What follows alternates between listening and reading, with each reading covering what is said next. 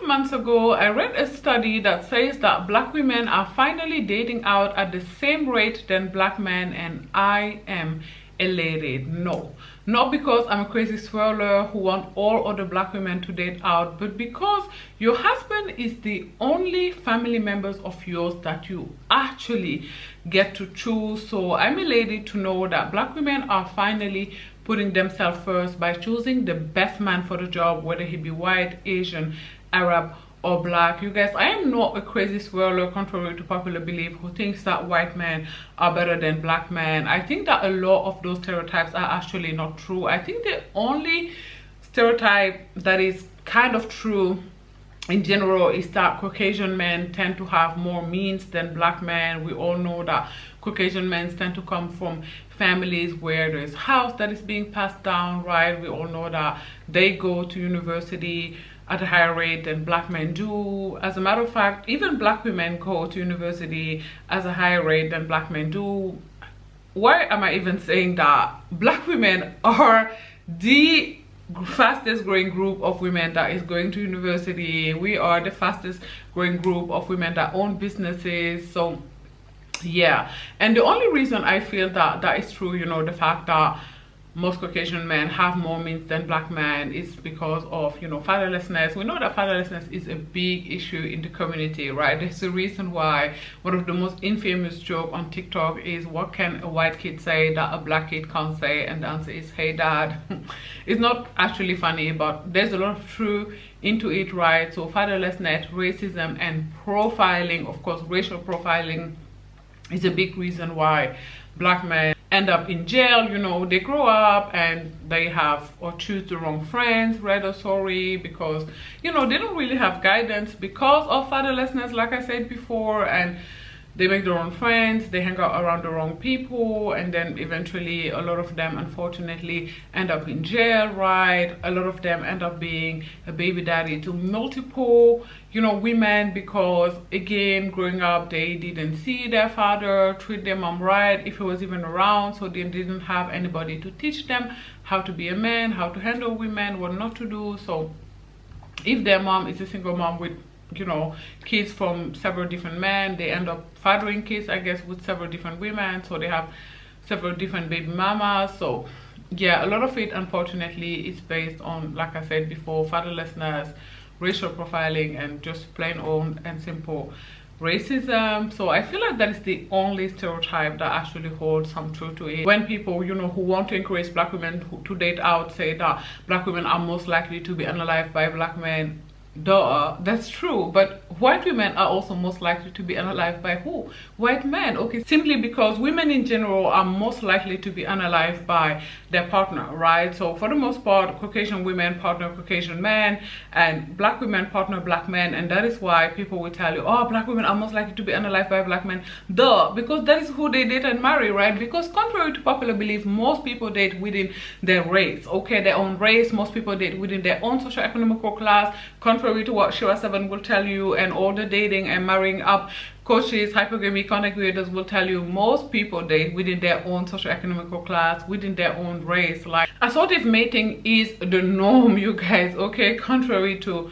popular belief. But yeah, I was elated to read that study and see that black women are finally opening up their options, because this rate loyalty has actually caused us a lot of harm. We've seen it with women like Kiki Palmer, Jill Scott, Mary J. Blige, you know, all of them having to pay spousal support and child support to ancient men that they procreated with only because they were black. Okay, I feel like race loyalty will really ruin your life if you're a black woman, especially if you're a well-to-do black woman, because like we discussed before, as a group, generally black women are doing better than black men. Okay, so if you're a black woman who is doing really well financially and you want to date nothing but a black man, you are going to have to date down. Okay, you are going to have to date down. You are going to have to date men that are not doing as well as you are financially, and that is more time than not going to be a costly mistake. Okay, because if the relationship doesn't end up working out, which more time than not it won't, you know, I'm not going to talk about why in this video, just go and watch my video about why women shouldn't date down. But yeah, more time than not, when the woman have more means than the man, he's going to be resentful of you and the relationship is not going to work out, and then you're going to be left having to pay him. Okay, like Mary J. Blige, she can't get to her retreat, you guys. Okay, she can't stop working because she's lost so much of her money having to pay that man. She even had to pay the child support that he was paying to kids that wasn't even hers. Okay, so he had a baby mama before her, and she was the one at the end who had to pay the child support for those kids. Okay, that is how bad it can become for you guys. So if you are a black woman who is doing well for herself, be very mindful of who you bring into your life. Remember, race loyalty, it's useless. Okay, it's pointless, because at the end of the day, they're not even as race loyal to us as we are to them. First of all, they've been dating out for a long time and a lot. Okay, and second of all, even when it doesn't come to that, like, we have stood with them with the Black Lives Matters movement. Like, black men have gone out, we have marched, we have,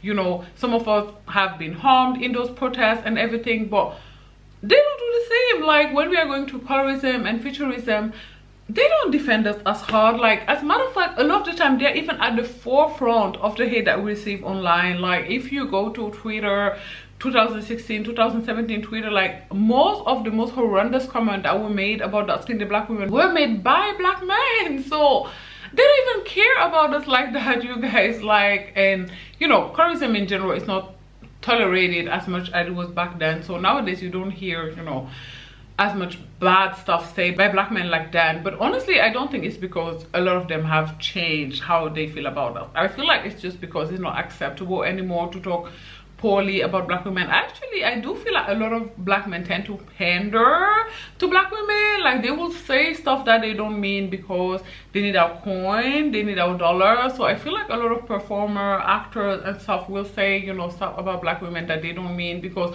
when you look at whom they date, for the most part, a lot of them are always dating women that look nothing like us. And by us, I mean monoracial black women who were born by two black parents. Okay, more time they're not dating us. Okay, so if every time that you're dating somebody, you're dating someone who looked nothing like me, but then all day when you're invited in the media, you say that, you know, I'm a queen and I'm this and I'm that, it's sus. Okay, it's kind of suspect, because even when things don't work out and you break up with your girlfriend or your wife, the next girlfriend, the next wife still looks nothing like me. So the math is not matching, you girls. Like, it's just not adding up. So I was happy to see in that study that we are finally, you know, waking up to these games and these shenanigans, and, you know, we are not falling for it anymore, that we are putting ourselves first. So yeah, ladies, do not date a man based on the fact that he's black. And yes, I understand that, you know, physical attraction is a thing, but still, you know, you can't be in a long-term relationship with somebody. Like, things won't work out long-term if it's only based on physical attraction, you girls. Like, we need to grow up. It needs to be based on relationship, need to be based on compatibility first and foremost. So you need to date based on who is treating you exactly how you want to be treated. Like, who is meeting your standards, who is treating you like the queen that you are, like the princess that you are, who is treating your kids, if you have any, well, who is accepting of them. Like, I feel like those are the standards that we need to have, and not, you know, oh, he's black and, you know, I'm black and we're gonna have black kids. Like, that's cute and dandy, you guys, but, you know, it doesn't pay the bills. Like, it simply doesn't pay the bills. So let's not date based on something as shallow, because at the end of the day, it's a very shallow standard you have to have, you know. Nothing but a black man, like, that's a very shallow standard, you guys. Like, we've seen how that worked out for Vivica Fox. So y'all be careful, okay? Do you remember how Vivica Fox only wanted to be with black men? You know, she was together with 50 Cent. Like,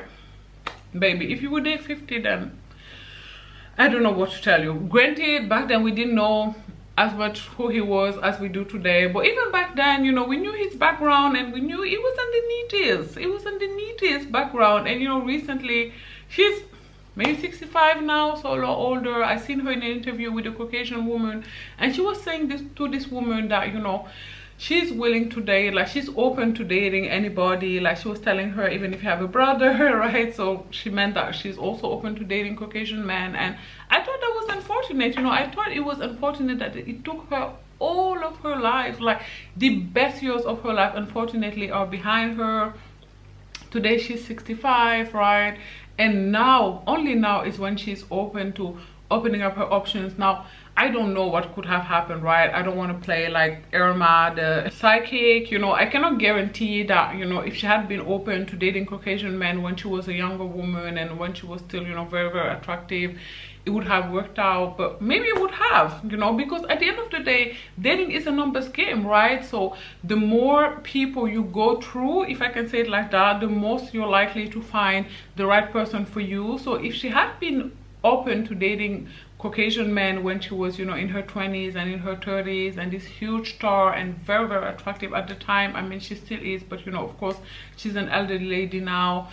Maybe, you know, she would have grandkids by now and be living, you know, this, I guess, chilled life with her grandkids, tending to her garden and co. But now she's left, you know, being single in her late 60s, which we know can be lonely. I mean, it can happen to anybody, obviously, but, and sure, not every woman is lonely when she's single in her late 60s, right? Some women can be single in that age by choice and very, very happy, but clearly that is not her case, okay? That is not Vivica's case, because she was on TV live on air asking this woman if she knew a Brad that would take her. So clearly she wants to be partnered. And yeah, I just think it's sad, you guys. I think it's unfortunate, and I think it's a cautionary tale, you know, for all of us, or at least a lot of us. So yes, ladies, keep that in mind. So yeah, you guys, I'm just rambling and putting my personal business out there.